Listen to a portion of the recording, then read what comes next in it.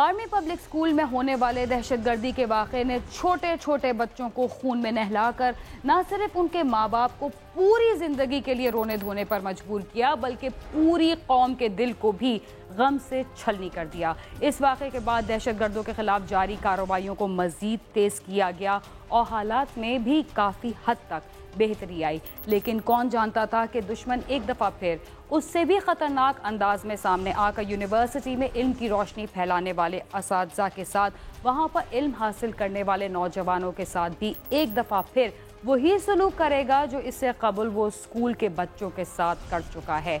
इसी तरह के वाक़यात इस बात का इशारा करते हैं कि मुल्क में मौजूद दुश्मनों पर जब तक मज़ीद हमले नहीं किए जाते, अवाम और इदारों के साथ नौजवानों का मुस्तकबिल भी तारीकी और खून खराबे में डूबा रहेगा। इन दुश्मन अनासर ने तालीमी इदारे, असातिज़ा और तालिब इल्मों पर एक और बार करके कई माओं की गोद उजाड़ दी और बहनों से उनके भाई छीन लिए। बादशाह खान यूनिवर्सिटी में सुबह के वक्त मामूल के मुताबिक तदरीसी अमल जारी था कि दहशतगर्दों ने यूनिवर्सिटी में दाखिल होकर फायरिंग शुरू कर दी। दहशतगर्दी की इस कार्रवाई में कितने अफराद शहीद और ज़ख्मी हुए, आइए जानते हैं।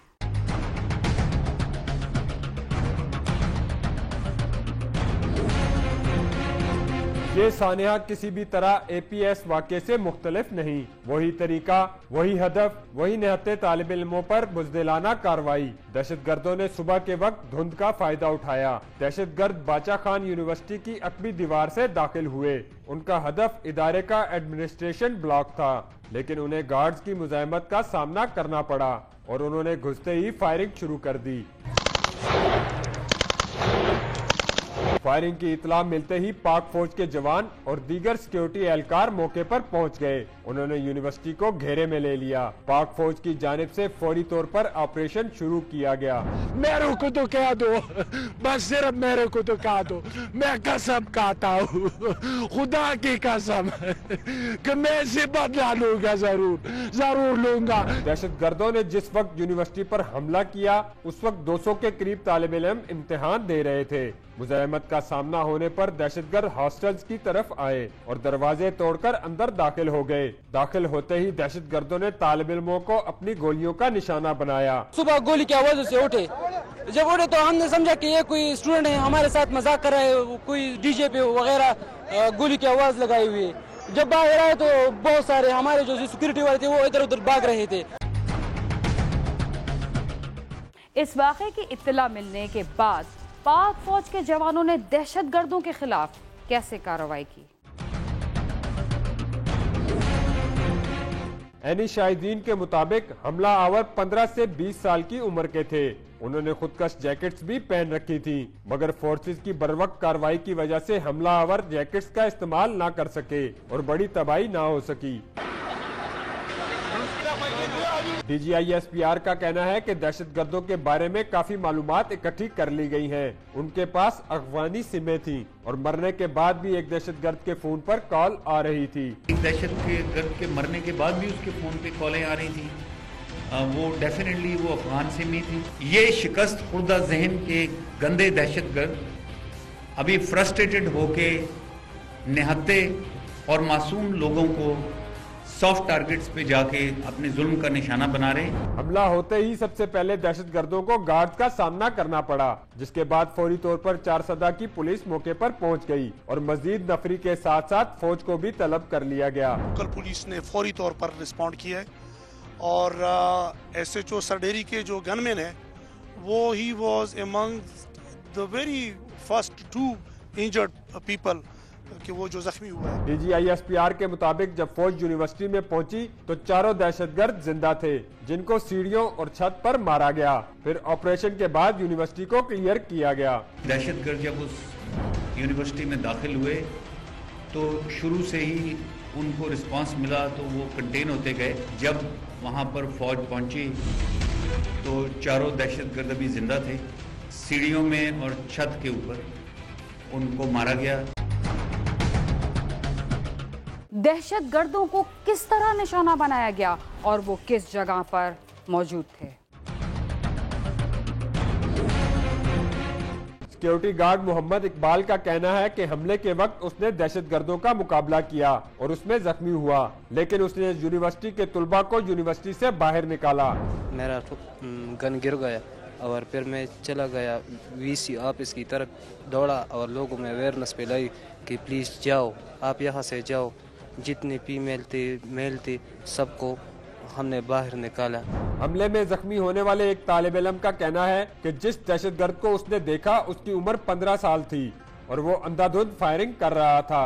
एक दहशतगर्द उसके तकरीबन छोटा सा कद वाला था, तो उसकी उम्र आई थिंक 15 साल थी। वो मेरे पीछे आए और फायरिंग की अंदर हॉस्टल में, सारे हॉस्टल में फायरिंग कर दी। पाकिस्तान तहरीक इंसाफ के चेयरमैन इत्तला मिलते ही मौके पर पहुंच गए। उनका कहना था कि दहशतगर्द बड़ी तबाही करना चाहते थे। ये पहली मर्तबा है कि दहशतगर्दों के खिलाफ अवाम भी बंदूकें लेकर निकल पड़े हैं।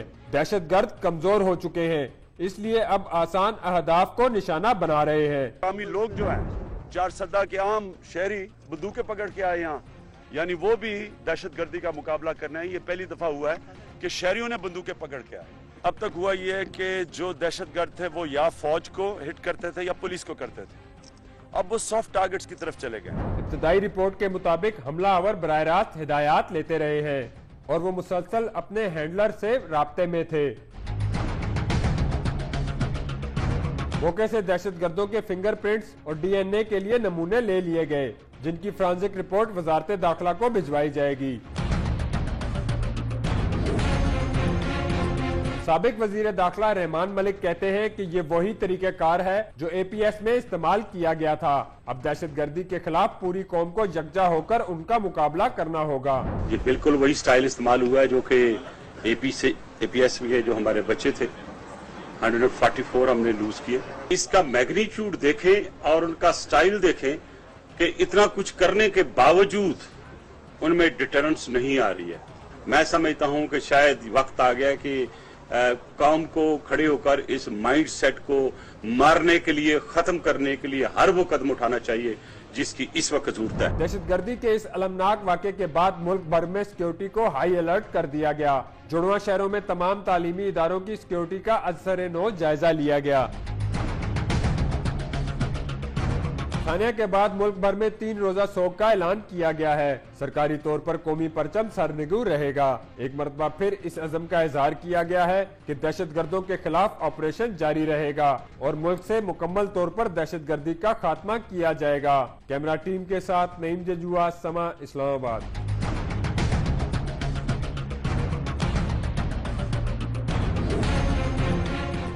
आर्मी पब्लिक स्कूल पर हमले के बाद दहशतगर्दों का तालीमी इदारों पर यह दूसरा बड़ा हमला है। अगर अब भी उनके खिलाफ भरपूर कार्रवाई नहीं की जाती तो ऐसे मजीद हमलों का खतरा बरकरार रहेगा। क्राइम सीन में वक्त हुआ एक मुख्तसर से वक्फे का, तब तक आप समा के साथ ही रहिए।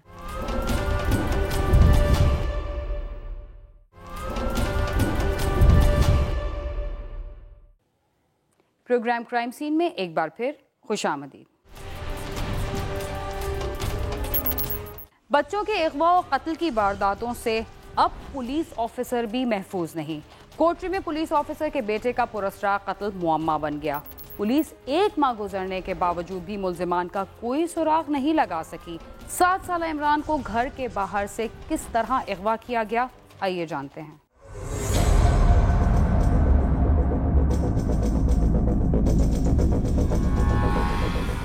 वो गम का एक लम्हा था या कई माह जो यकायक आए और न जाने कैसे गुजर गए, मगर एक माँ के आंसू आज भी थमने का नाम नहीं लेते। मकतूल के वालिद का कहना था कि उनका लखते जिगर घर से दूर ग्राउंड में नीम मुर्दा हालत में मिला था, जिसे वहाँ मौजूद लोगों ने उठाकर अस्पताल पहुँचाया। ऐसी जगह जहाँ बड़े 5 साल से 10 साल से बड़े बच्चे भी जाने से गलियों में ढूंढते हुए उनको भी टाइम लगता, लेकिन इसको लेकर कौन गया है, वहाँ ये कैसे गिरा पड़ा है, वहाँ इसको क्या हुआ है, ये एलिमेंट जाहिर होना चाहिए। मुझे घर वालों का कहना है कि उनका बेटा घर से अकेला कहीं नहीं जाता था, तो फिर घर से इतनी दूर कैसे गया। हम इस बात को जानने की कोशिश कर रहे हैं। सूबा सिंध के शहर कोटरी के इलाके शाह लतीफ चौक के रिहायशी पुलिस अफसर इरफान जतोई का कहना है कि उनके आबाओ अजदाद 1968 से यहाँ रह रहे हैं। उनकी ना तो किसी से दुश्मनी है और ना ही कभी किसी से झगड़ा हुआ है। जबकि हमारी किसी से जाती रंजिश अदावत, किसी से कोई झगड़े वगैरह का तो सवाल ही पैदा दूर है, लेकिन कभी किसी के से हमने तेज़ लहजे में बात तक नहीं की।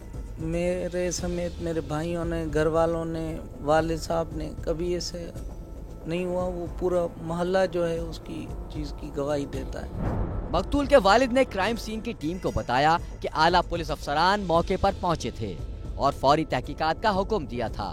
इमरान का वालिद खुद भी एक पुलिस अफसर है जो इस केस की तहकीकात कर रहा है। न सिर्फ इमरान के वालिदैन बल्कि तमाम रिश्तेदार भी उसके गम से निढाल हैं। आइए देखते हैं कि उसका एक कज़न इस सिलसिले में क्या कहता है। मकतूल इमरान का कज़न अपने भाई को याद करके ज़ारो कतार रोता रहा। उसका कहना था कि वो हर जगह साथ जाते और साथ ही खेलते थे। शाह लतीफ चौक में वाक़े ग्राउंड के करीब ही कारोबार करने वाले दुकानदार ने बताया कि बच्चे को गिरा हुआ देखकर उठाया तो वो नीम बेहोशी की हालत में था, जिसे अस्पताल पहुंचाया था। ऐसे जा रहा था तो बस छोले वालों ने बोला, यार ये बच्चा बैठा हुआ है, इसको घर भगाओ, ठंड लगी पड़ी है, हमारे भी बच्चे ये घर हैं, ऐसे ही बैठे होते हैं इधर। मैंने उसको भगा, उसको मैंने बोला अब जाओ घर, लेकिन उसने जवाब नहीं दिया। फिर मैंने करीब जाके उसको देखा तो मतलब थोड़ा बहुत इधर पानी चढ़ रहा था और बिल्कुल मतलब नीचे से भी पेट भी खराब हो गया था उसको। मकतूल इमरान के चचा ने बताया कि इत्तला मिलते ही जब वो तालका अस्पताल पहुंचा तो उनका भतीजा लंबी लंबी सांसें ले रहा था। उसकी हालत ठीक नहीं थी। उन्होंने इमरान की मौत पर डॉक्टर को भी कसूरवार ठहराया है। मकतूल के चचा का कहना था कि जिसने हमारी दुनिया उजाड़ी है वो जरूर बेनकाब होंगे। मकतूल इमरान के जिस्म पर तशद्दुद के निशानात भी मौजूद थे। आज हमें बहुत अफसोस है जिस जालिम ने किया है। हम बस यही अल्लाह से उम्मीद रखते हैं आज नहीं तो कल ये बेनकाब होना चाहिए। हमारा बेगुनाह था, हमारे ना किसी से दुश्मनी थी ना ही कोई वाक़या था। 10 मिनट के अंदर इतना बड़ा वाक़या होता है और ये हम सोच भी नहीं सकते। ये तो एक इंसानियत का कत्ल है। इमरान के पुरस्कार तौर पर लापता होने और फिर कत्ल होने की वजह से कोटरी शहर में खौफ व हरास फैला हुआ है। बच्चे डरे हुए हैं, सहमे हुए हैं। कार्रवाइयाँ महकमे दोस्त सारे बाला अफसर साहिबान जितने भी हैं वो कार्रवाइयाँ तो उसकी पूछताछ जांच वगैरह कर रहे हैं। और मोहल्ले में खौफ है बच्चों में। बच्चे एक खौफजदा होकर बस घरों तक महदूद रह गए और ऐसा कभी जिंदगी कोटरी की तारीख में का वाक़या नहीं है। अक्सर माएँ बच्चों को डराती हैं कि घर से बाहर जाओगे तो कोई उठा कर ले जाएगा। ये डरावा नहीं, हकीकत है। इमरान के लापता होने और कत्ल होने की क्या वजूहात हैं, ये तो तहकीकात के बाद ही सामने आ सकेगा। कैमरामैन नईम खान के साथ खुर्रम गुलजार, समा, कराची।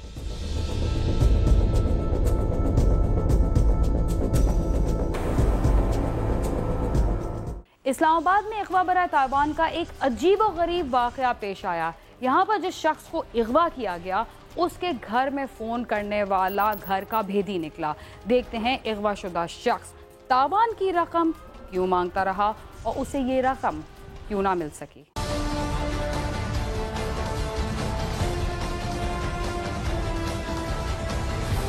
थाना बाराकऊ के इलाके में सब्जी का कारोबार करने वाले अतीकुर रहमान के भाई ने थाने में दरखास्त दी कि उसके भाई को अगवा कर लिया गया है, जिस पर थाना बाराकऊ की पुलिस ने इब्तदाई तौर पर रिपोर्ट दर्ज कर ली। उसी दिन अतीकुर रहमान ने अपने ही नंबर से अपनी बीवी को फोन किया और उसे बताया कि उसे अगवा कर लिया गया है और अगवाकार 15 लाख रुपए तावान का मुतालबा कर रहे हैं। 13 तारीख को जो है ना शाम को 5:42 पे इसकी कॉल आई है इसी की नंबर से। तो उस वक़्त ये मेरा नंबर ऑफ था तो उसने फिर अपनी वाइफ से जो है ना बात की है। बात सिर्फ इसी ने की है और हम उसे ये इसरार कर रहे थे बार बार कि भाई यार किसी बंदे से बात करवाओ ताकि हम उसे पूछें, उसे कहें कि यार रिक्वेस्ट करें कि हम इतने पैसे नहीं दे सकते हैं। पुलिस ने अगवा की इतला पर बाकायदा तौर पर FIR दर्ज कर ली और मगवी को बाजियाब कराने के लिए टीम तश्कील दे दी। मगवी के मोबाइल की लोकेशन ली गई जो मानसेरा की निकली, जिसके बाद मगवी ने अपने भाई से बात की। जो पहली कॉल आई थी उसमें उसकी वाइफ ने बात की है। मैं यहाँ बारको में था, उसकी वाइफ जो है ना वो मेरे घर में थी। तो वो डोकसू में यहाँ से ले गया था बच्चे उसके, जब ये उसके साथ मामला हुआ। तावान की वसूली के लिए कहां से फोन किया गया और उसका कैसे इल्म हुआ?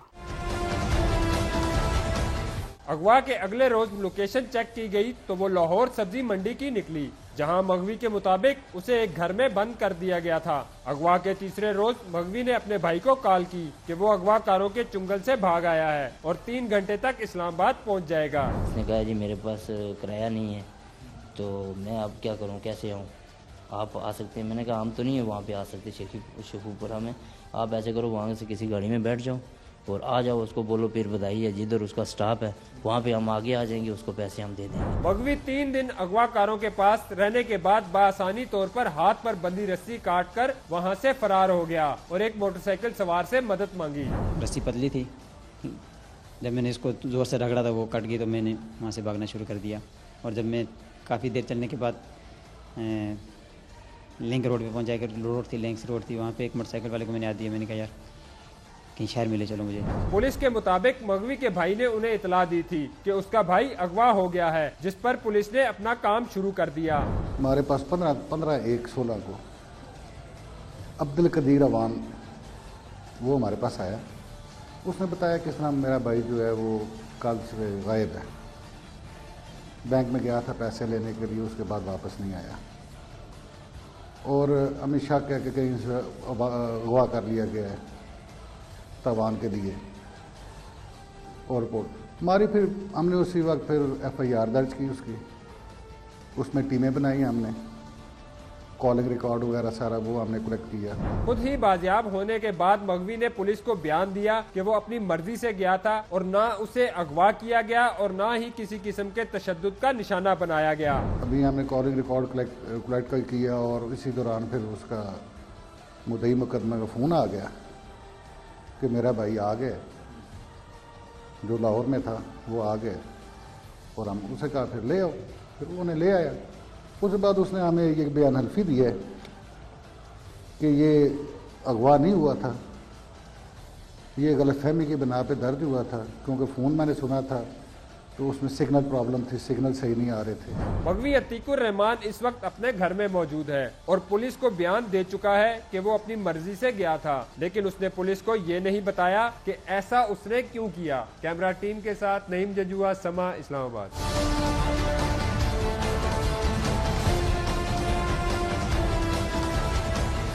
अगवा बराए तावान की खतरनाक वारदातों में ये पहली वारदात है जिसमें ना तो किसी का खून बहाया गया और ना ही कोई गोली चली। अगवाशुदा शख्स भी बच गया और अगवाकार भी सलामत रहा। इसके साथ ही क्राइम सीन अपने इख्तिताम को पहुंचता है। अगर आप हमसे रब्ता करना चाहते हैं तो हमारा पता है cs@sama.tv। इसके अलावा फेसबुक और ट्विटर पर भी हमसे रब्ता कर सकते हैं। बीना खान और क्राइम सीन की टीम को इजाज़त दीजिए और देखते रहिए समा।